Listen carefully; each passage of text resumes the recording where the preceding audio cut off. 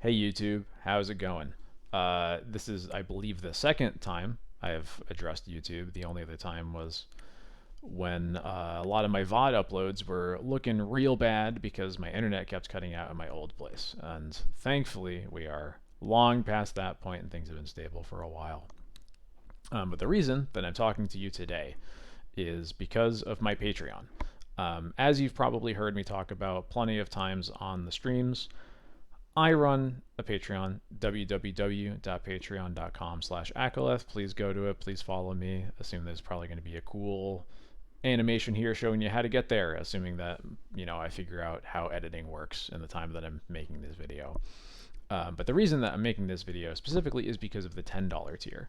If you pay me $10 a month to be one of my patrons, the benefit that you get, in addition to all of the other benefits, the early access to articles, the list and the sideboard guide at the $5 tier.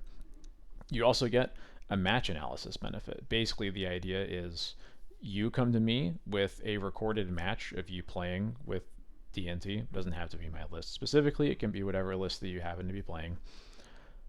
And we just talk about it. We go over the VOD. We talk about your plays. You can come in with some ideas about mistakes that you feel you made that you weren't sure were correct, potentially address what your overall game plan was and see if you were aligned with what I would be doing. And then we just go through it play by play. We see if what you chose to do aligns with what I would have chosen to do. This is the first time that I'm doing it, so I would love your feedback. If you felt like this was awesome, I'll keep it how it is. If there's anything that you felt could have been better, I would really love to hear that and adjust in the future. So I hope you like it, and we're gonna get into it. And here we go. We are gonna start this match review off, but before we do that, I know who you are, but friend, can you introduce yourself? Hey there, my name's Sam. I've been a friend of Evan's for many years, since college. He eventually got me onto D&T after me avoiding it for a very long time. Um, and I'm excited to be showing off this match against what will quickly turn out to be Bug Beans. I thought it was a very interesting one. I didn't know that you had avoided it for Well, so long, but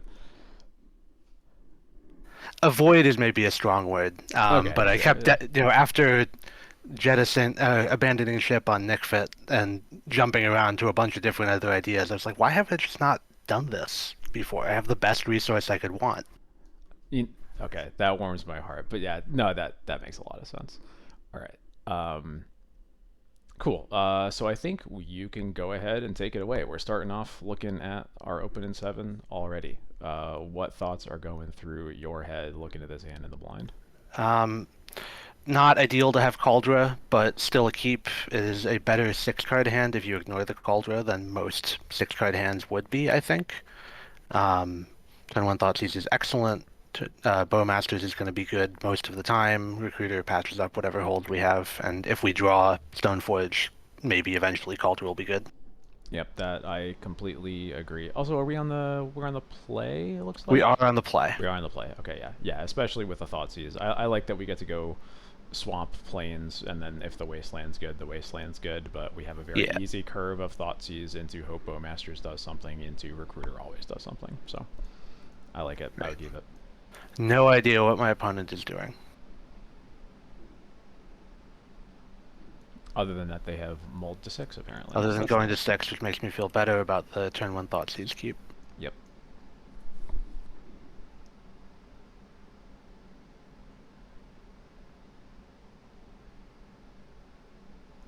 Oh, well. Oh, all right, then. So pretty immediately put them on Bug Beans because of the Murderous Cut. Yep. Um, it's a weird hand for them to have kept, but I guess they figure I'm a Yorion deck, so they're probably going to have time. Yeah. Yeah, I sort of get it. I, I'm not sure that's better than a 5, but, you know. Yeah, I don't know. I don't know. I don't play this deck. So what are you thinking of taking? I actually see arguments either way, but Yeah, I thought this was actually surprisingly interesting for only two choices. I did take the Murderous Cut, with the idea that I can kind of slow play around their days because I know it's there and I'm not going to be under any pressure at all. Hmm. But I'm interested in what you think about that. I am pretty sure I take the Murderous Cut also, just because it's the one card that is guaranteed to answer something.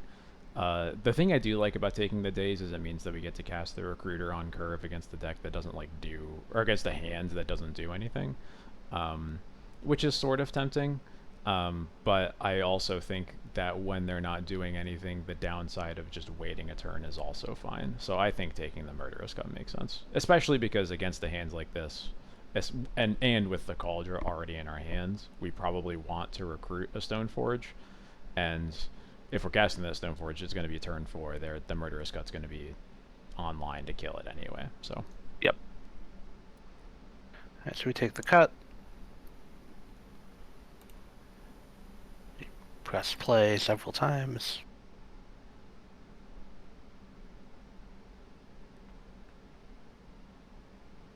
Not casting this into the days that we know about. yeah, that's convenient. Yeah. So plan is just Bowmaster probably on their end step. I'm not Or sure actually if I want to do that into the days. It's it's interesting. I don't know. yeah, I guess I could see only doing it if they prompt you to. I could definitely see that. Here I'm not sure if I did, but I kind of want to. Yeah, I Um, think I want to also. Um, the as much as tempting as it is, I kind of just entered these matches assuming Days is going to answer something, and I don't actually value Bowmaster that highly in the matchup, because I feel like a lot of times the only card I care about is Murktide, sure. because it's the only way they kill you. So I think I would honestly maybe I could definitely see an argument either way. I'm leaning towards casting it because the Bowmasters is low value and they kind of have to daze it anyway, but I really don't mind also just untapping and casting Stoneforge. I don't remember what I decided, so let's find out. I clearly did not want to cast the Bowmasters into days. Yep, I think that is fine too.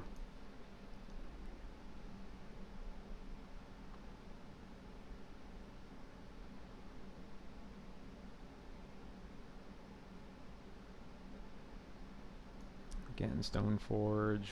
I'm curious what you get off of this actually. Oh, you don't get anything off of it. Got it. No. I think I would have gotten Lion Sash.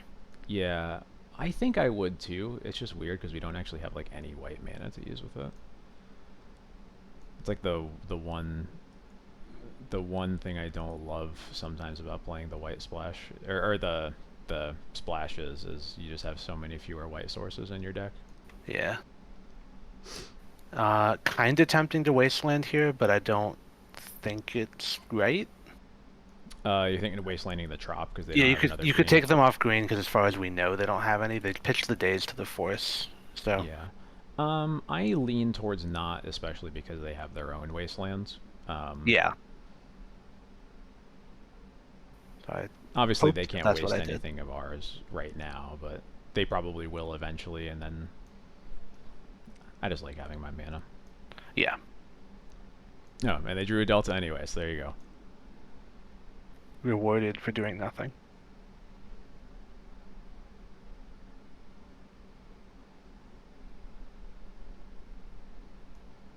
Okay, yeah, I don't hate that at all.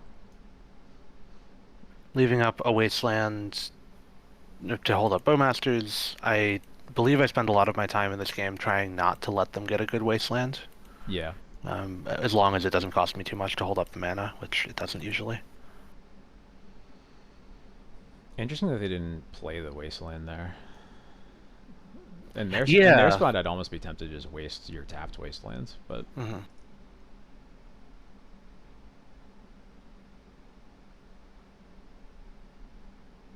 I always love when my Thoughtseize costs 2 mana if it's all I have Yeah. play.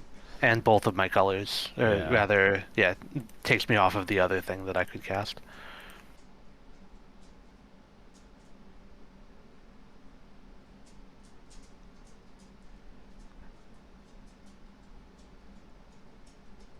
So So I believe I'm casting Thoughtseize here. I Hmm. don't know if it makes more sense to recruit here.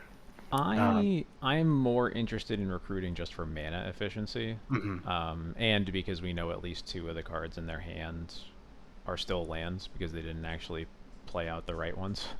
Right. Um, so I think I want to recruit here personally. Um, Recruit Stoneforge, yeah, I think and so. then the next turn you'd have like Thoughtseize through the Thalia, and then resolve the Stoneforge, hopefully. Yeah, that's the idea. That does seem better than what I'm about to do. But if you get oh, what are they doing? They're brainstorming. Okay.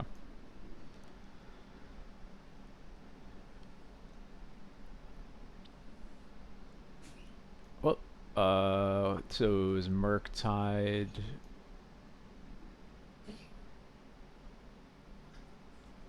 Murktide Underground Sea Wastelands. They should have one more card in their hands. The replay might have bugged there.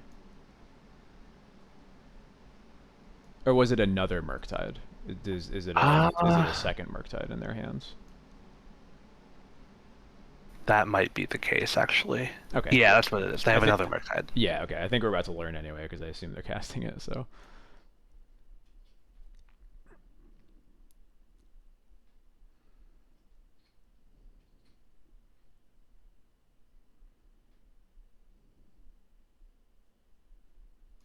Going for being the max value. mm-hmm.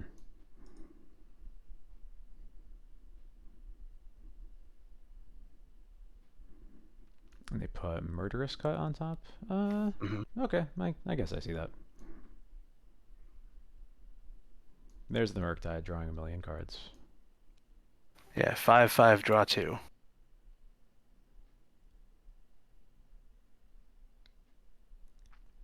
Interesting. Well, thankfully we don't have to worry about force with the Thalia out, so I think I just want to recruit for a Stone Forge, um, because that successfully races the Murktide as long as they don't do anything else, basically. Um, Hmm. I believe I want to recruit, yes. It's tempting to get a Solitude instead of the Stoneforge. I yeah. think you're right that Stoneforge is the choice. And I also want to resolve Bowmasters around any kind of permission Hmm. Yeah. while Thalia is here. I yeah, I think I see the logic behind that too. Um, I think if we had a white card to cast the Solitude right now, I'd be more into recruiting for Solitude. I think that's the This thing that makes turns me sense. off of it. Yeah, it's just like I have to do this next turn, and they get to know that it's going to happen. Yeah.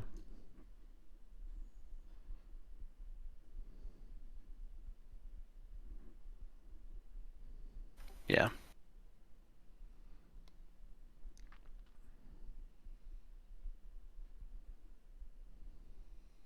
I think a pitfall I get into sometimes is forgetting just how quickly Stoneforge for Caldera can kill somebody. Yeah. I'm often, when there's a Murktide in play, I'm trying to not die to it instead of race it. In all fairness, there are very few Murktide decks where racing is a thing that happens because you're most likely getting Murktided by Delver. I think against Bug is like the only matchup where that happens, like basically ever. There's also a major punish for getting Solitude, which we could have known about because there was a Wasteland revealed. Hmm. Yeah, that was the other concern that I had with the Solitudes that we knew about that wasteland. So the it's like I'm not even sure that I wanted to hard cast it because it would Mm, really suck if it got dazed, especially when they have the sanctuary in play. Um, right. Here, though, we do get to Wasteland their untapped land and pitch Yorion to Solitude, failing anything else. that is true. We do get to do that.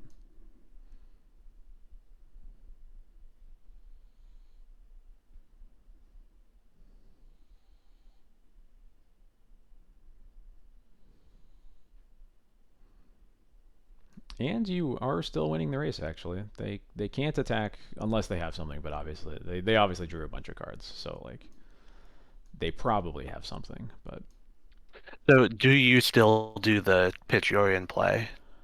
I think so, especially because the number of spells they have in their yard is low, so we don't. It's not likely that they're going to Murktide us next turn. Mhm. Um, I don't mind taking the risk of that they can't attack, but I think I lean towards solituding just because it makes the game simpler. Um, but it's tough because obviously it's a lot of time to give them when they have two beanstalks in play still.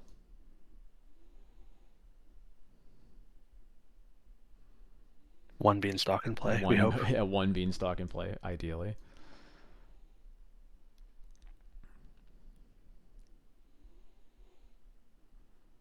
Sometimes I think about holding the recruiter back to not get it blocked by a bowmasters, but since the Yorion is not a factor anymore, Yeah, I think you just. I yeah, agree with just making them have it here. They probably do, but it looks very whatever. much like they do.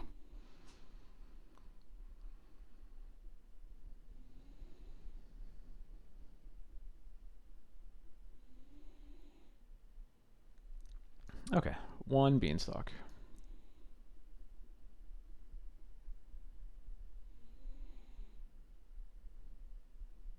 And thankfully, a 3/3 is actually kind of tough for them to deal with Yeah, it's pretty substantial clock here until they cast this Murktide Regent. until they cast this Murktide Regent. Yeah, of course. This is a Wither? No, it's another beanstalk. Okay.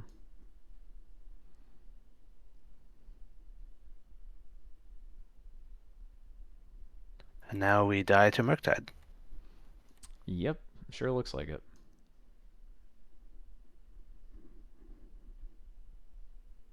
I opted not to play the land here. I don't think it really matters, but I wanted to see if they would like consider making a different play because I have an unknown card in my hand. Mm-hmm. Um, Specifically, I think that if I have a bowmasters, they like can't make this attack, or they can't freely make this attack. They have to think about it. Yeah, that's true. They don't know about the Cauldron though, right? Well, I guess. No, that's been in my hand the whole game, and they have no idea what it is. Yeah, yeah.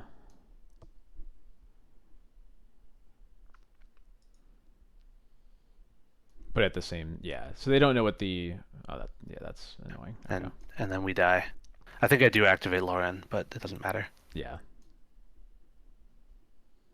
Oh, and now you're super dead. Yep, cool. The Lauren activation actually kills me, which is funny. Unironically kills you. So the decision not to recruit Stoneforge in the spot that we talked about is the place where we really diverged on how the game went and how we thought about the game. Mm-hmm. What do you think might have happened had I made that decision to get Stoneforge instead? I think the big thing that happens is they are they basically need to have a second Murktide or a removal spell for the Stoneforge right then and there, or the game immediately gets a lot worse for them. And the nice thing is that it's also a line that doesn't require you to you maybe wouldn't have had to pitch the Yorion to the Solitude if you drew another white card, but it took it off the table after we had just cast a recruiter. Um, so it meant that we were just going off the top of our deck against two beanstalks that were already in play. Um, so I think having Yorion as a still guaranteed option and putting a lot of pressure on them with the Stoneforge. Um, it like forced their play that turn in a way that I think could have worked out pretty well for us. So they did have a motorist cut on the library, which we knew about on that turn. But they ended up having to use it on Bowmasters instead of the Stoneforge, and maybe the Bowmasters changes the race math enough to make it more competitive. Oh right, I did forget that was that same turn, but yeah, I think having two important cards in play there does make you want to put more than one in play, I guess. Yeah. Yeah, yeah. Okay, let me hop over to the other one.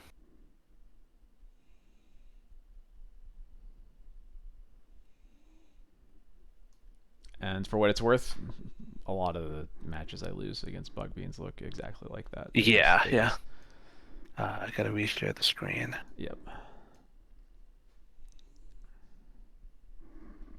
Um, And we're good. so sideboard, according to your plan, I'm playing the version in this league with the Samwise instead of your Containment Priest flex. Okay.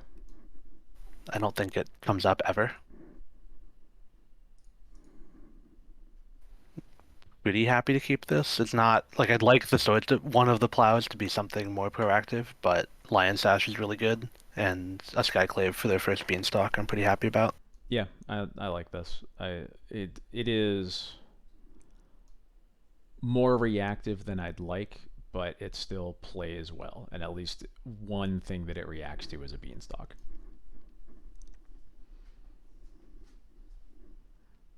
I've definitely had some games where it's just like all I have are swords and solitudes, and they're just playing beanstalks that I can't interact with, and then Yeah.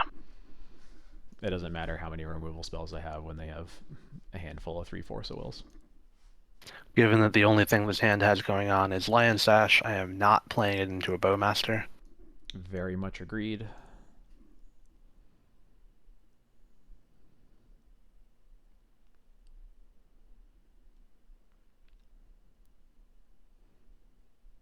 I am pretty tempted to. Interesting. I am tempted to wasteland the Bayou there. Mm, Um, both because it might force them to just cast their bowmasters, which is nice for keeping our bowmasters around. sure. Um, it's a Okay. little risky for the reason that wastelanding any deck with DNT has a level of risk associated with it. But there's something about Island into Bayou that feels a little bit like maybe a weakness in their mana. I'm not Mm. 100% sure that's right, but my instinct says to wasteland there. Yeah, something to think about. They did keep on the Ponder. That is true. I did forget about that. So I don't think I looked at that. Uh, I'm just in the habit of not wastelanding unless I have a very specific thing that I think it's going to do. yeah, And I'm taking this opportunity to play Lion Sash and force them to keep holding out Bowmaster mana if they want to. okay, yeah, I'm fine with that too. I think that's the other thing to do with this hand. So Hmm.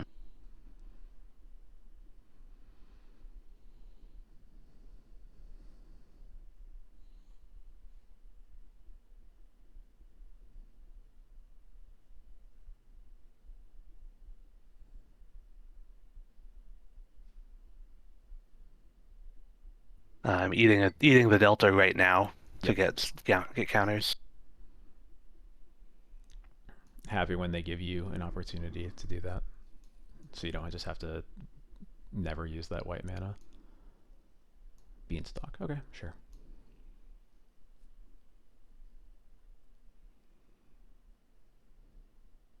Now I'm wastelanding them. Yeah, I'm into that. What are you going after? I'm curious. Green mana. Okay, I think I agree with that, especially because it's green and black mana. They force pitching a Murktide. I mean, I'm not too upset about that. I'd rather the Beanstalk be dead, but I'm always happy when they pitch one of their threats to force. Yeah.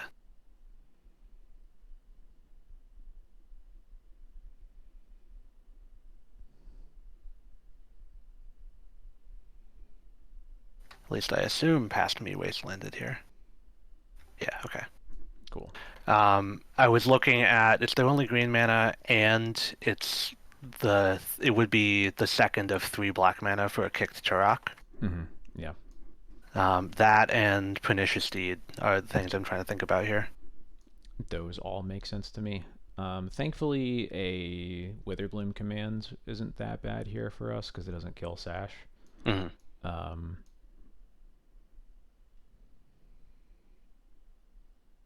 yeah, that all makes sense to me.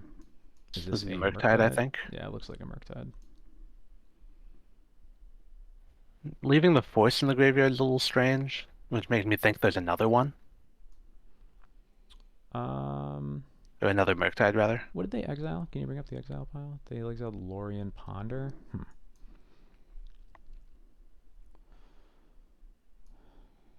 That does seem a little strange. I feel like that's not the card I would keep in my graveyard for a who's a what's it later. I guess the reasoning is that if they leave a land, then I get to grow my Lion Sash. Yeah, I'm just thinking I would put in their spot. I'm leaning towards leaving Ponder or Lorien for Mystic Sanctuary, Mm-hmm. but maybe they just value the Force because they're just trying to push. I'm not totally sure. Um, it kind of depends what they do on this next turn. So could try to play another Skyclave here. Um, I am trying to make it so they can't cast a Murderous Cut, which is maybe a little too hard of a read here. Are you about to exile the Force out of their yard? Yeah. Um, I paused at a moment where it was pay white mana. yeah. I think I like just casting the Skyclave there. Mhm. Because I think if the Lion Sash gets Murderous Cut, that's like probably fine. Um, I would rather it be alive, but they're going to cast the cut on it eventually. Um, all they need is a fetch land next turn to do it. So Trying to get too fancy out here. I think it's defensible because at least we're holding up the Bowmasters still, but that's why I'm less into it. Oh, well, that's interesting. So what you're saying is maybe we can Skyclave the Pernicious Deed. That is what we're saying. Many people are saying this. I'm not casting the Bowmasters in case the Skyclave doesn't work. Yep. Probably just exiling like the Vista or any land out of our yard doesn't really matter. In paper, you would exile Skyclave because you'd have Canoptic Scarab Swarm in your deck, but True. sadly, we live in a society, and it's a society where 40k cards still aren't on Magic the Gathering Online. Alright, cool. I have never been able to catch a Pernicious Deed with the Skyclave, so I'm very happy for you that you were able to. Yeah, check that one off the list.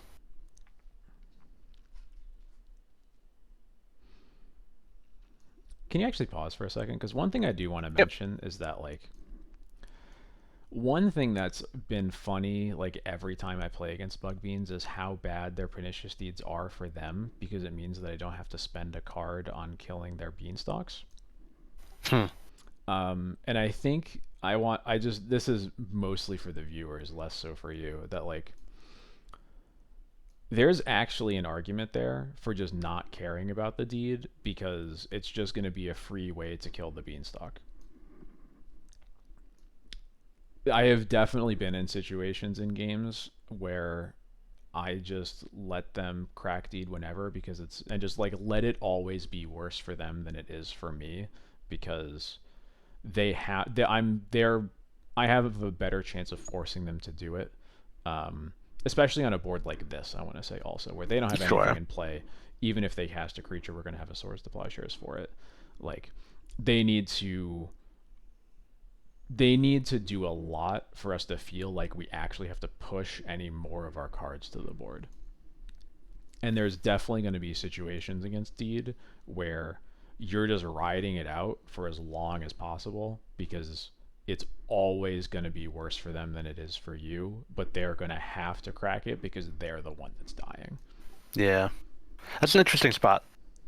Yeah, I think we just take it here because a single sash is not strong enough against a person at 15 for me to feel like that's a good situation here. Um, but I think that's an important thing to keep in mind whenever you are playing against Pernicious Deed in a deck with Beanstalks, which are the card that makes their deck work. Right. Not attacking into Bowmasters, I don't think. Oh, I am apparently. Tisk tisk. Non-token creature. Interesting. I guess a reason that this is an okay attack maybe is that I have my own Bowmasters to like kill their blocker. Yeah, if they double block, it doesn't work. But then at least you're trading with both of their things. Hmm. So, um, this is interesting. I think I just want to let the sash or keep the sash alive. Let the Skyclave Hmm. go. Yeah, I think so.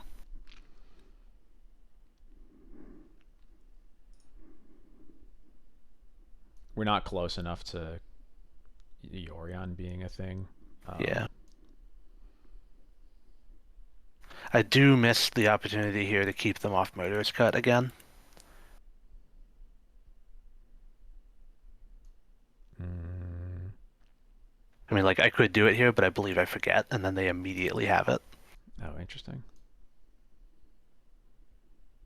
Do you think that's something you'd be thinking about, or just like put Yorion in hand or hold up Bowmasters or something? I think that in that spot, I'm probably just putting Yorion in my hands, holding up Bowmasters. Hmm. There's a chance that I'm putting it in hand and just exiling the Edict because, um,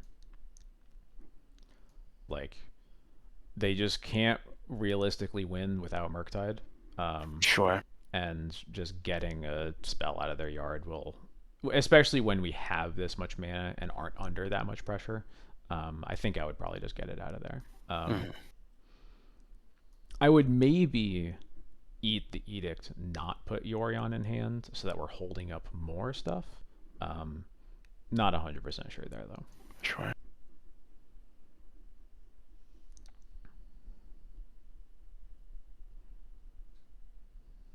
Instantly punished. Yeah.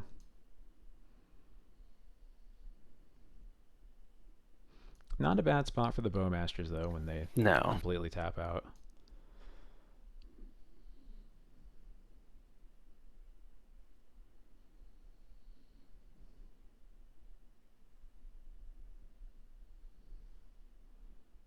Interesting that they haven't chosen to waste this Caracas Yeah, twice I thought now. that was a mistake. Yeah, I am. They also weirdly didn't wasteland us. I guess the previous game it was they didn't waste our waste, which is like a little bit weirder, I think. But they didn't waste again. It makes me think that they just like value their mana a lot, or don't value enough taking our mana away from us. Hmm. Not as much as I think that they should be. So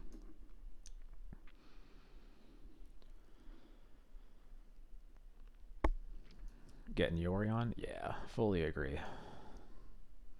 You could keep mana up for Solitude, but I don't think that they are likely to be casting a Murktide here. Yeah. And if they do, then we have Plow for it, and if they counter that, then we have Solitude. Yeah. They mill two Force of Wills with that Witherbloom Commands, which is pretty nice. They only have one Force left. Right. And I've had plenty of games against Bug come down to them decking because I killed all of their Murktides. Okay, so what are you naming with this Cabal Therapy? Can you open up their Exile again?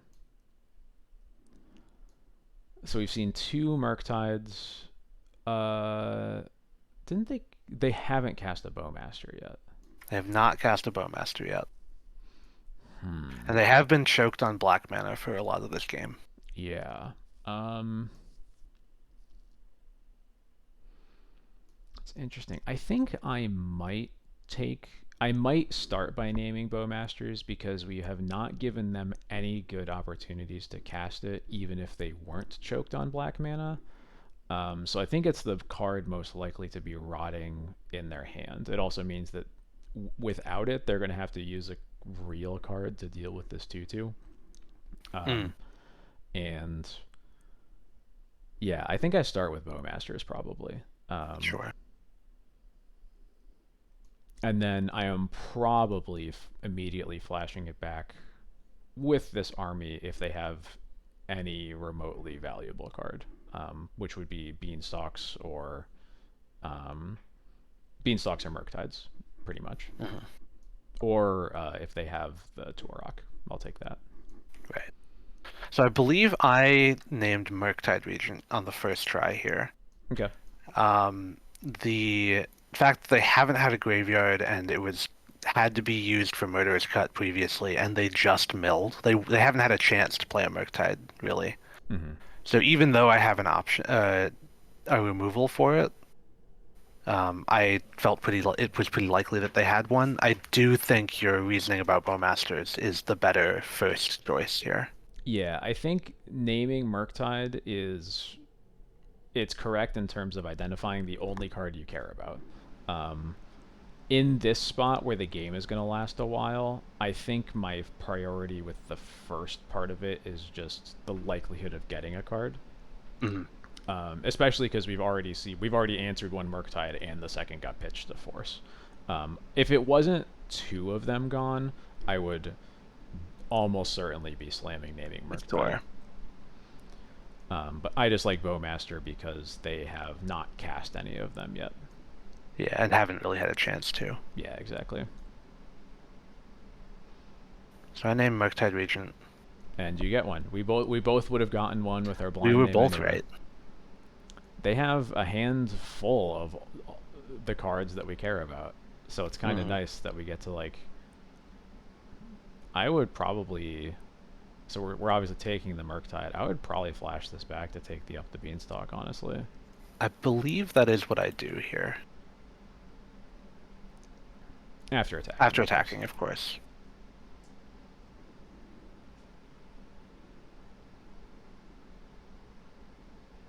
I know I flash back, and I'm pretty sure I took Beanstalk.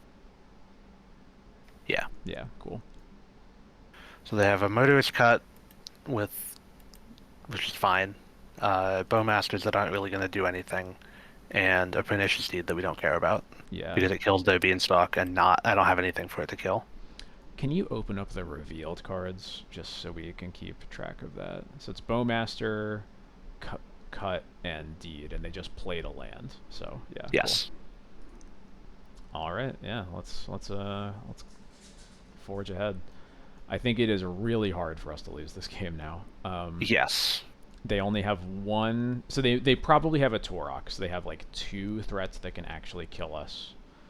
Only one Force of Will to protect them. We have the we have two removal spells for the Murktide, so it's really just not getting caught with our pants down against Torok, Right. and that's pretty much it. Not playing the mom into the face-up Bowmaster.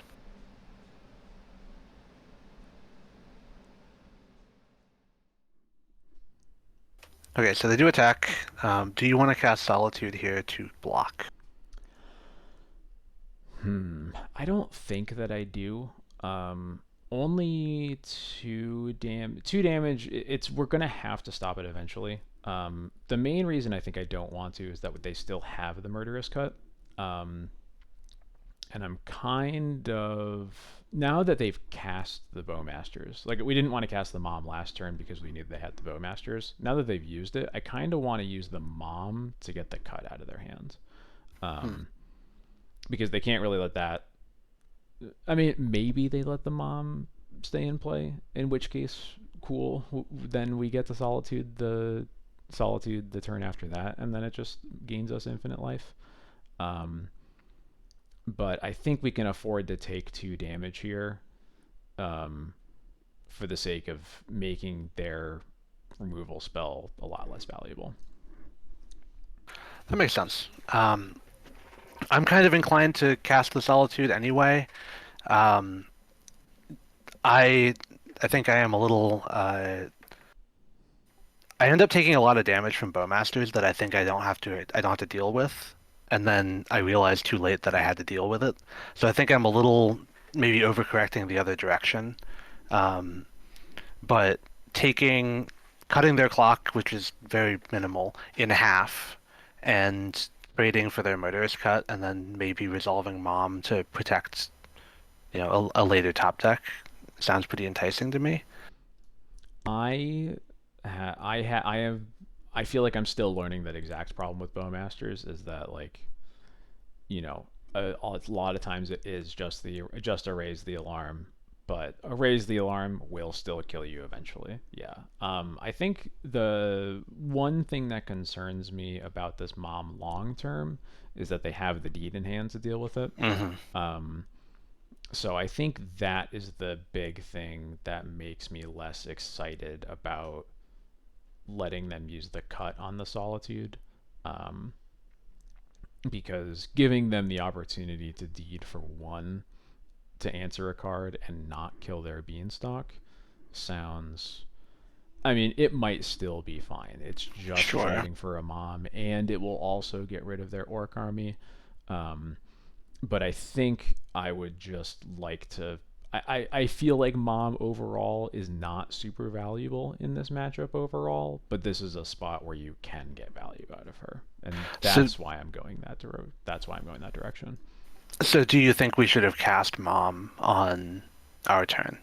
No, because giving them a card to answer with Bowmasters is not worth it to me. Oh, yes, that I played that on our end step. Yeah, Yeah. of course. So I do end up casting the Solitude for the reasons I described.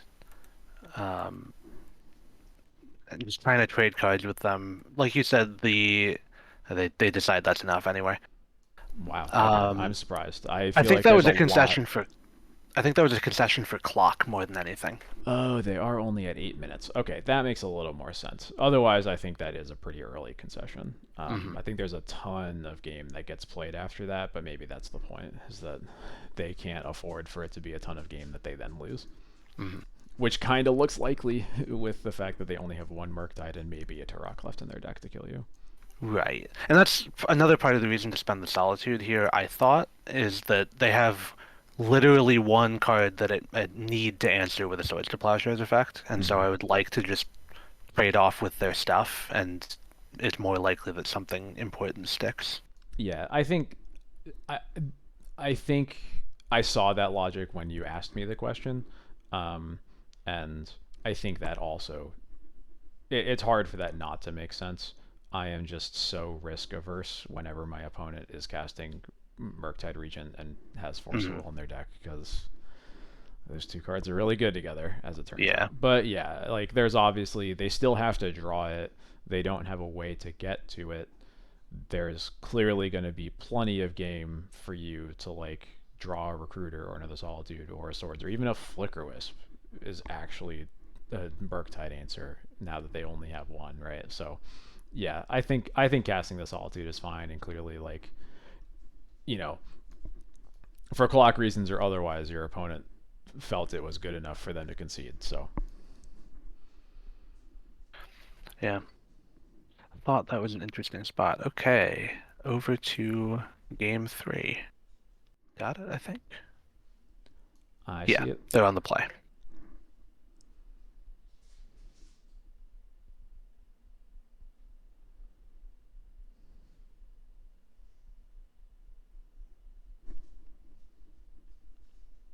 Pretty great seven, I think. Yeah, I keep this.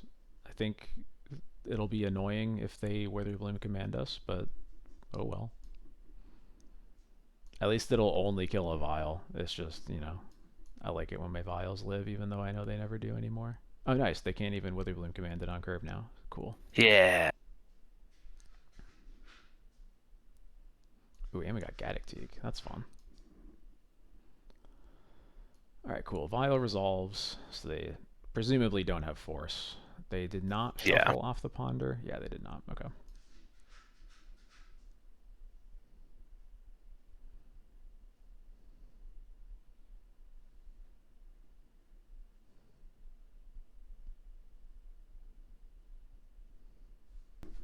So we drew Gaddock Teeg, which obviously sounds pretty good against all the Beanstalk decks. I think it's pretty interesting how he plays in this matchup compared to the 4 or 5 color beans decks with Leyline Binding. In that against the white beanstalk decks, he turns off a lot of their removal, except for his Swordster Plowshares. And in this matchup, really the only thing he's turning off is the Force of Wills and the, what, 2 copies of Murderous Cut they play. Yeah. Go ahead if you were about to say something else. So I was struck by this because I played this league the day after, later in the day after the top 8 of the 1K in Hartford, and all of my matches against Beans in that tournament had been white Beans, and so it had been a lot of like get Teeg in play, keep him in play, and that will protect all your other stuff.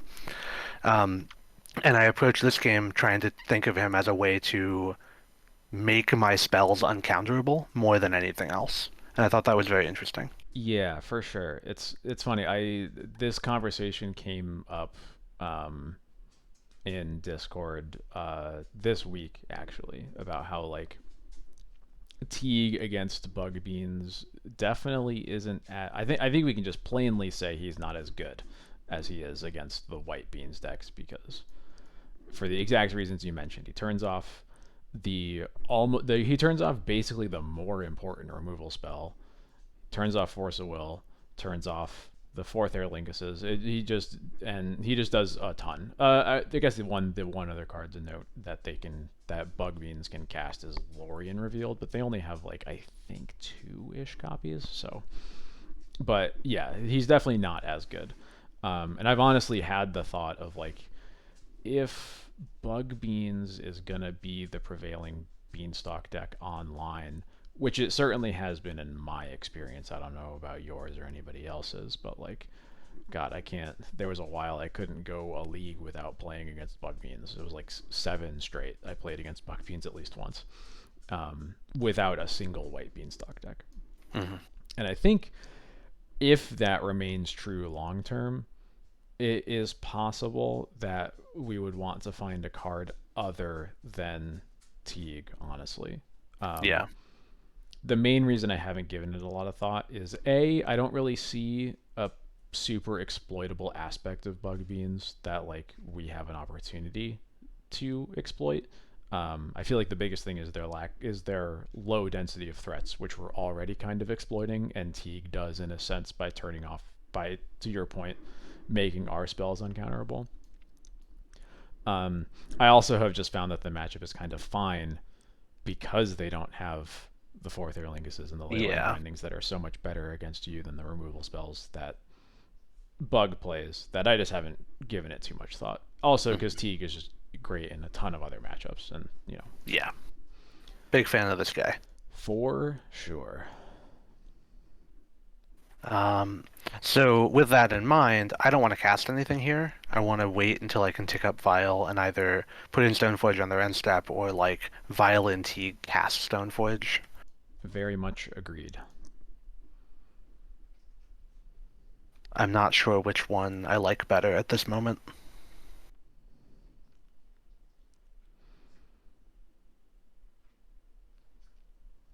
Is this a beanstalk?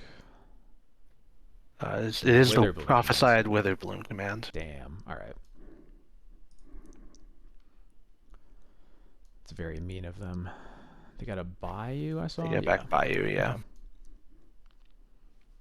Notably, 2 out of 3 black sources required for a Turok.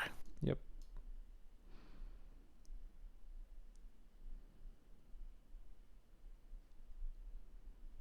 I was about to ask what do you want to cast here, but I think I spoiled it by playing the Caracas.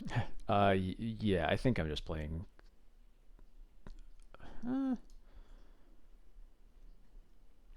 yeah, I think I'm just playing Teague. I think play Teague with Caracas up makes sense to me. Yeah, 'cause it's very hard for them to answer it. And if they want to spend 2 spells on it, they can. And if they don't, then the Stoneforge is uncounterable. Hmm. And they'll spend a removal spell on it if they have one. But at least we got it in play and we drew our card. Yep.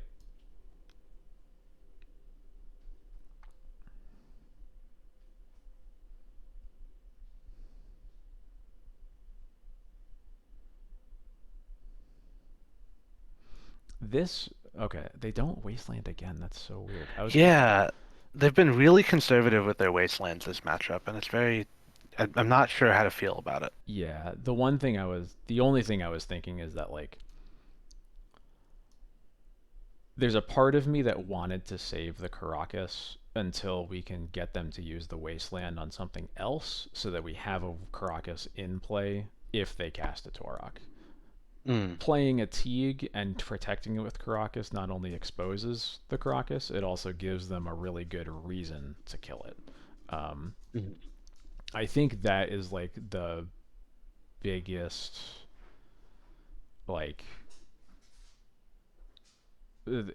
it's the thinking that gives me a little bit of pause going for this line, but I still think I like it because it makes it more likely that your Stoneforge gets to do something. So Sure. the other thing that's very annoying about Teague is literally every time I attack with him into a deck with Bowmasters, they have Bowmasters, so I have learns to just never attack with him. Yep, I'm never turning him sideways. He is a 0/2. Don't do it. Yeah.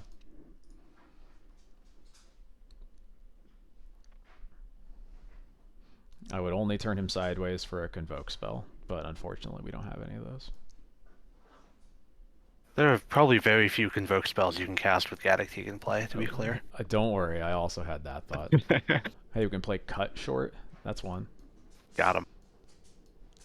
Hey, Sprout Swarm is still only CMC2. There you go. Ephemeral Shields. All right, I don't know that one. All right, that's fair. So I got Battered Skull here because I'm suspecting that I'm not going to get to untap with the Stoneforge Mystic. Um, I think I think Lion Sash has too much work to do right now, and I'd just like to get a threat. But I did also just click through that while we were joking about Convoke spells, so I'm curious what you think. I actually like getting Sash here because you can't cast the Batter Skull next turn anyway. Right, there's a Tegan play, Yep. which I think I remembered after I did this. Um, you like the Sash anyway? Yeah, it has a lot of work, but at least it's some. It's just a lot of stuff.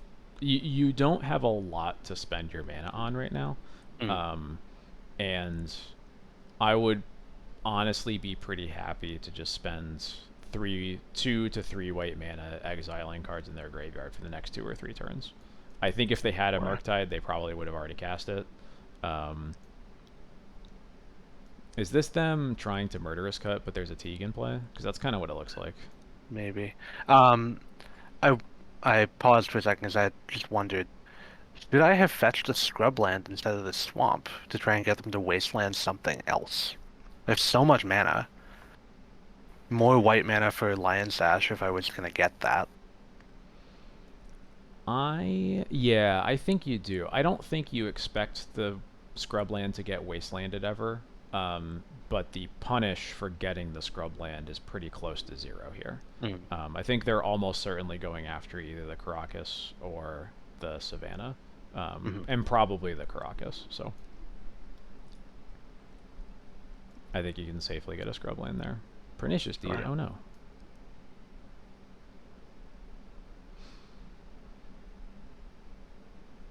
Well, this could be worse. It's a little odd that they don't use it. I think their I don't know. plan is to waste the Caracas and then crack the deed in response to you Yeah. activating, but like Yeah, I guess that makes sense. that just doesn't seem very good to me, so I'm not sure. There are so many things we can do here. Yeah, this is a turn with a lot to talk about. It's kind of tempting to try and to force the Pernicious Deed with the Skyclave apparition, but that also might just be trying to get fancy, which I am prone to do. Yeah, I kind of like it too, though. I like that it means that all they kill is the Stoneforge that got us a card that we can cast anyway. Hmm. Um, hmm, that's really interesting. I think I am probably just letting them crack the deed. especially because they pretty much have to crack it here. Um,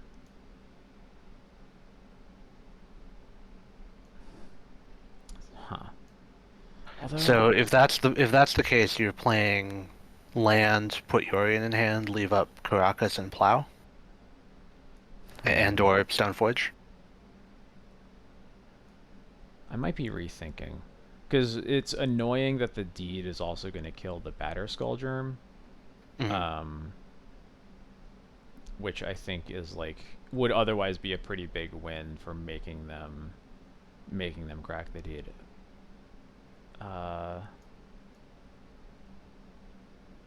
it's just like it's a little annoying if they like follow it up with the beanstalk we would have liked to kill with Skyclave, but that might be fine because we still have the Teeg that we get to cast the next turn and make it so that most of their beanstalk spells don't actually trigger it, other than Murktide, which we have to removal spells for now. Hmm. Um, I think I actually like forcing the deed here, but I'm curious what you do. I don't remember what I did. Oh, it looks like I am doing the Skyclave play. Okay, cool. I am honestly excited to see how this turns out. Um, they crack it in response. That makes sense. We bounce the Teeg. I'm guessing, yeah. So they kill the Stone Forge, which again is fine because we already got a card off of it.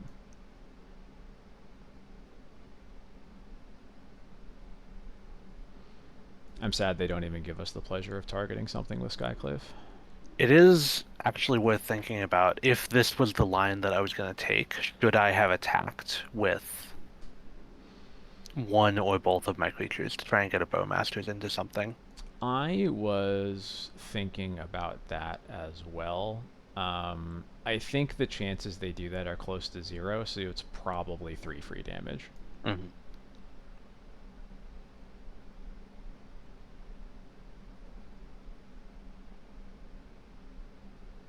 A downside of this is that they can take our green mana away, and then Teeg is just in our hand forever.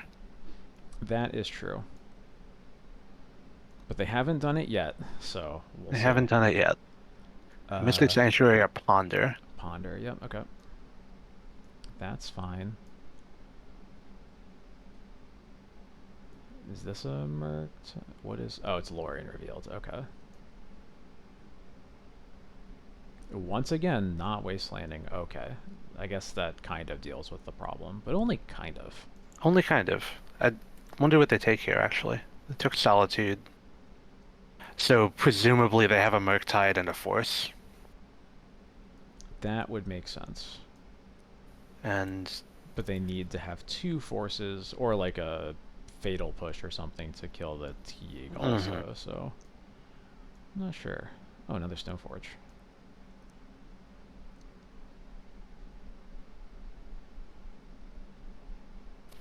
So again, I don't remember what I did here, but I am having drawn the Stoneforge.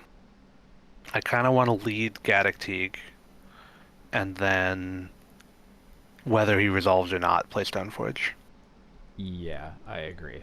Stoneforge getting Cauldra will Mhm. handily outrace uh, a Murktide here. With the fact that we're hitting them down to 13 with the Skyclave here. Yeah.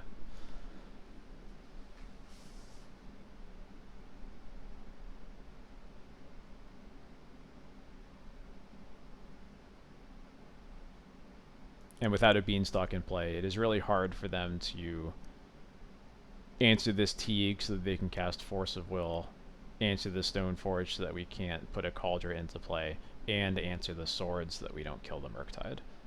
Apparently, we're casting Batterskull. I'm not sure why. Interesting. Uh, it is an opportunity to cast it while the Teeg isn't in play, um, Mhm. but it definitely does not pressure your opponent as much as the other line. Yeah. Yeah, so I think this was a mistake. Yeah. Also gives them an opportunity to wasteland the green mana that they have Right. thus far not taken multiple times, so maybe they still won't, but we'll see.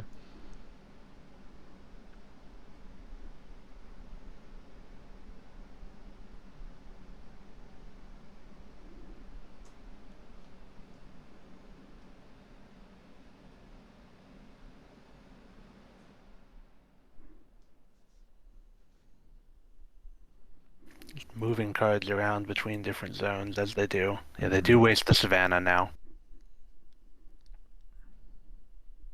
And here's the Murktide. Yep. And hopefully it's just one Murktide. Hopefully it's just one. Looks like, yeah, just one. Okay. Interesting deck. That is very interesting. Okay, so we have played ourselves into kind of a bad spot here, Mm-hmm. given that we are at 16 and this thing kills us in 2 hits. Although it'll be better if the Batter Skull doesn't die, but obviously we'll see if that happens.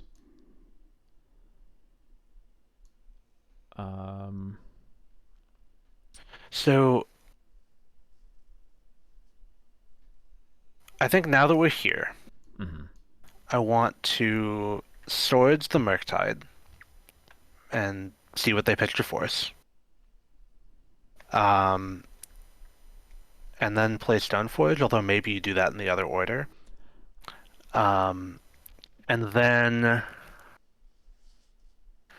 if the Stoneforge lives, then the Cauldron threatens to race them, and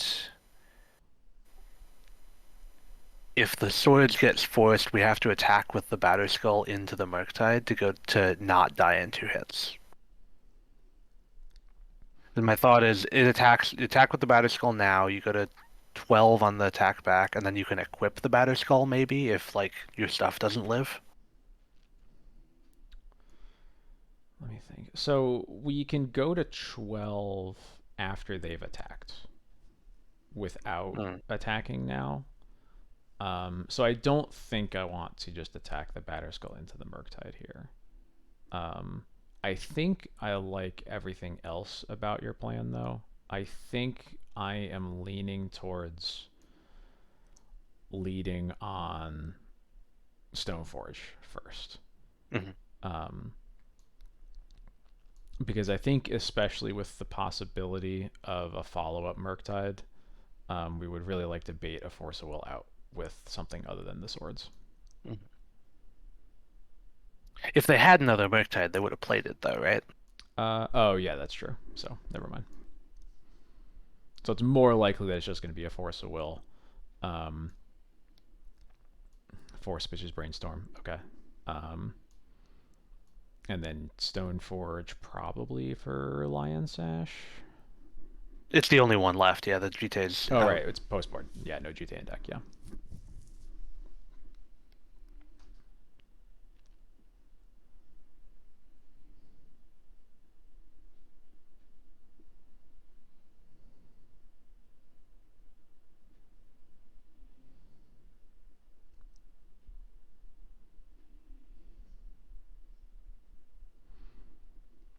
Yeah, and importantly here, if they attack, they are dead on board. If we don't attack with this Batter If we Skull. don't do this, yeah. I recall being very convinced that they had a pernicious deed, and I'm not sure what gave me this idea, but I was very sure, and so I was trying to play around it by gaining the life while I could. Okay.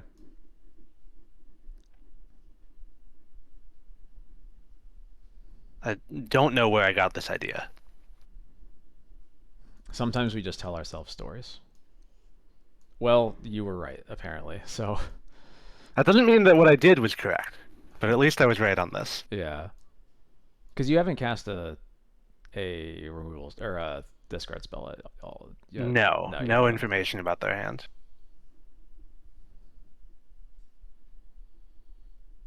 Well, they have to immediately crack it. They don't know about this Cauldron, though. Right. They should know about this Cauldron, because I got Sash. Um, Yeah, they should definitely just crack this deed now. yeah. Um, the only argument I see otherwise is ticking up lets you also kill the Batter Skull. Yeah, I think that's what they end up wanting to do, because I am about to untap with the Stoneforge. Yeah. Is they're trying to, well, now that we're here, I've got to deed away the Batter Skull so I can actually kill, they can actually kill me. And I could try to force the issue by like equipping the Batter Skull, but because I instead have this Cauldron,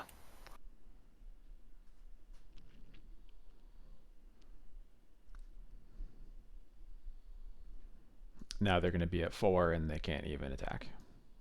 Yeah. You're super dead to a second Murktide, but they just pitched the Brainstorm, so they likely don't have a way to dig for one. So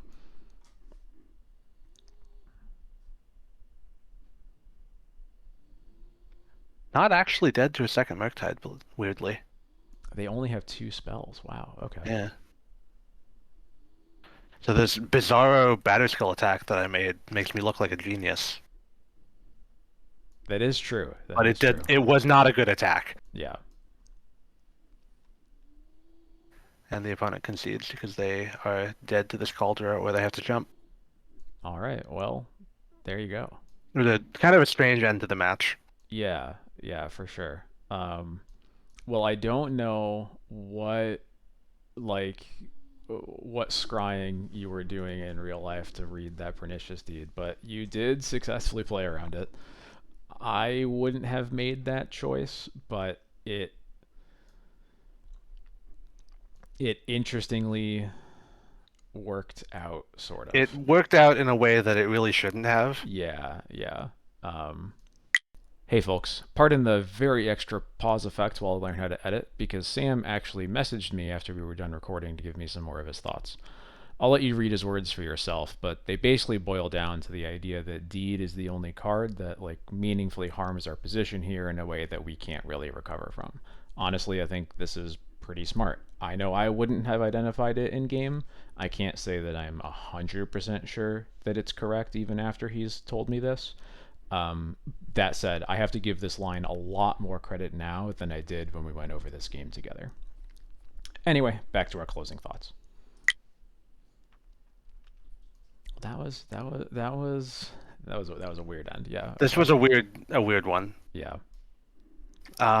So the spots in this game that I am looking back on are casting the Batterskull instead of casting the Gaddock Teeg, and I think that was I realized I couldn't cast the Batterskull with the Gaddock Teeg in play, and I didn't expect the Stoneforge to untap. And missed the fact that they could take me off green mana until it happened. Mm-hmm. Yeah. I think obviously it is a bummer if you don't get to cast the Batterskull. I think if they have spent a card that can actually kill Stoneforge, of which they only have like 2, or not 2, like 4 total copies, because they have like 2 cuts and like 2 pushes, something like that, and the rest are all edicts. So you can just like. Oh yeah, so I guess Edict doesn't work with the Gaddock Teeg to Right. protect it. Edict doesn't work. Bowmaster doesn't work. Cut doesn't work. Right. Cut. Unless they have 2 spells. It's actually just push and nothing else. Because if the Teeg has resolved, then they also can't counter it. So yeah, I think you're very likely to. I think that Stoneforge making it through the turn is like very likely. So. So yeah, I think really the big thing here was just, yeah, we already said that Gaddock Teeg turn we were just talking about. Props to you for again reading that pernicious deed out of thin air. But yeah, this was a very cool match. There were a lot of interesting decisions, and I think one big thing that I think we learned, well, we've already known this. Murktide is dumb. I think the big thing that makes Bug Beans scarier in a weird way than the other Beans decks is that they kill you with a Murktide so fast and so consistently. Yeah. And the only upside is that they don't have very many of them in their deck. Yeah, I don't remember which stream it was, but I remember you saying something about how like Bug Beans is so good at making you be dead to Force of Will. Yeah. In a way that the White Beans decks really aren't. Yeah, because usually it's like the White Beans decks are forcing your Skyclave that's going to kill a bean, and like you really want that to resolve, but the game's not over. Bug Beans is really good at making that Force of Will be the end of the game.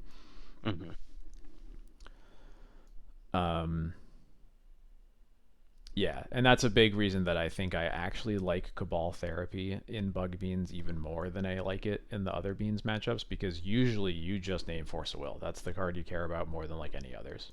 Yeah.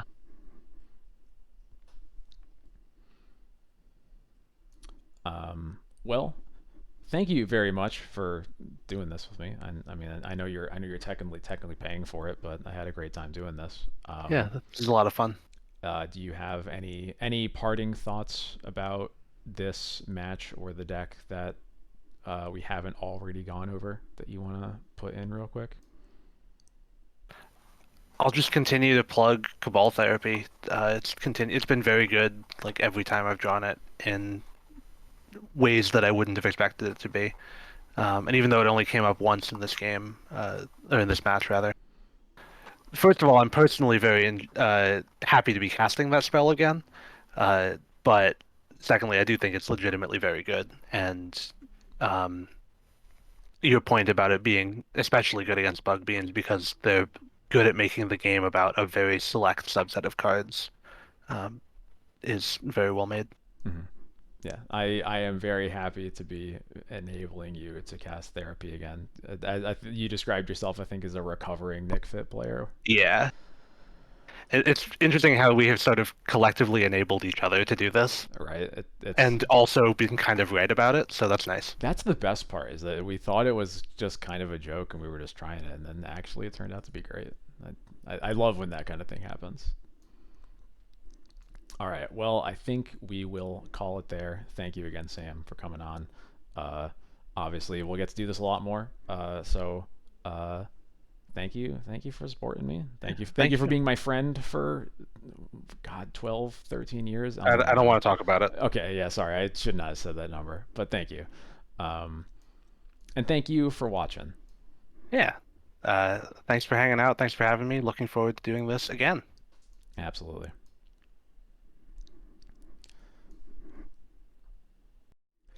All right, to cap this all off, I'm just going to do some quick plugging at the end here. First off, follow me on Twitter at Akaleth. If you like the things that I have to say, then you can find more of the things that I say there. I stream on Twitch every Thursday and Sunday evening at 9 p.m. Eastern. If you aren't able to catch me live, then all of the VODs from those streams end up on this YouTube channel. Also, I have a Patreon at patreon.com/Akaleth. If you go over there, then you can find all of my articles. They're all about D&T in some way. Some of them are about, the high-level strategy of the deck. Some of them are specific matchup guides, things like that. At $3, you can get early access to all of those articles. I release them to all of my patrons 2 weeks early before they go to the public. $5, you can get my access to my latest list along with a sideboard guide that will be updated monthly. And at $10, you get the match review benefit. That thing that we just did. If you can record a match and bring it to me, we're going to talk about it and go over how the game went and see how you did. Links to all of those things are in the description. Thanks again for watching, everybody, and I will see you in the next one.